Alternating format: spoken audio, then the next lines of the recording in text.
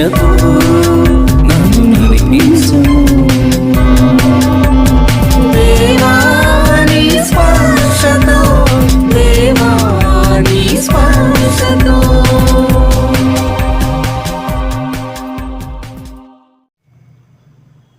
JMJ దివ్యవాణి ప్రేక్షకులకు స్వాగతం, సుస్వాగతం. ఈనాటి సువార్త పఠనము మత్తయి సువార్త 11వ అధ్యాయము 28వ వచనం నుంచి 30వ వచనం వరకు. యేసు అంటున్నాడు, భారము చేత అలసి సొలసి ఉన్న సమస్త జనులారా నా యొద్దకు రండి, నేను మీకు విశ్రాంతి నొసగెదను. నా కాడిని మీరెత్తుకొనుడు అని ప్రభు ఆహ్వానిస్తా ఉన్నాడు. ఇక సువార్తను మనం పాట రూపంలో వినొచ్చు. అదేంటంటే, భారము చేత అలసి ఉన్న సమస్త జనులారా నా యొద్దకు రండు, విశ్రాంతినిచ్చెదను. ఈ యొక్క ఆహ్వానాన్ని అందుకొని ఎందరో వ్యక్తులు వారి యొక్క భారాలను ప్రభు ముందర దించి స్వేచ్ఛగా వారు జీవించారు. మనకు తెలుసు, 18 సంవత్సరాలుగా రక్తస్రావంతో బాధపడుతున్నటువంటి స్త్రీ యేసు ప్రభు యొక్క అంగి అంచును తాకి ఆమె స్వస్థతను పొందుకుంది. అదేవిధంగా శతాధిపతి తన యొక్క సేవకుని కొరకు ప్రార్థించి తన సేవకుడు స్వస్థత పొందుకునే విధంగా ఆయన జీవించాడు, విశ్వసించాడు.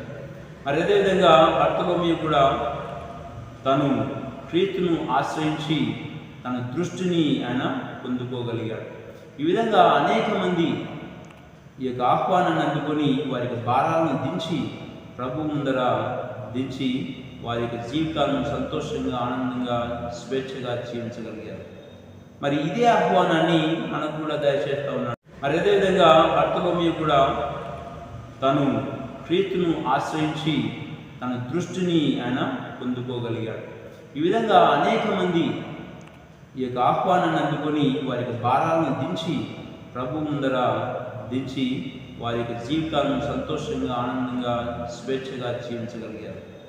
మరి ఇదే ఆహ్వానాన్ని మనకు కూడా దయచేస్తూ ఉన్నాడు. మనకు కూడా రకరకాల నుండి బాధలను మనము అనుభవిస్తూ ఉంటాం.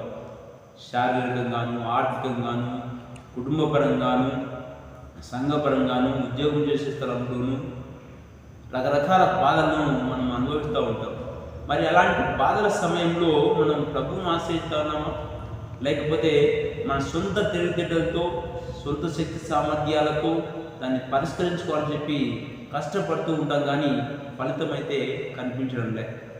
కాబట్టి ఈరోజు ప్రభు పిలుస్తూ ఉన్నాడు, నా యొద్దకు రండి. ఎందుకంటే కాడిని ఇద్దరు మోయాలి. ఒకటి నువ్వు, నేను అయితే, రెండవది స్వయంగా క్రీస్తు ప్రభువే.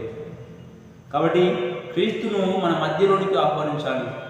మనం పడుతున్నటువంటి శ్రమల్లోనూ, కష్టాల్లోనూ, దుఃఖాల్లోనూ, అనారోగ్య విషయాల్లోనూ ప్రభువును ఆహ్వానించినట్లయితే మనం ఒంటరి కాదు. కాబట్టి మనం మోసే భారము మోయలేనంత విధంగా ఉండదు. ఎందుకంటే ప్రభు మనకు తోడుగా ఉంటున్నాడు. కాబట్టి ఈరోజు ప్రభు పిలుస్తూ ఉన్నాడు, నేను కూడా భారము చేత అలసి ఉన్న సమస్త జనులారా నా యొద్దకు రండు, నేను మీకు విశ్రాంతి నొసగెదను అంటున్నాడు.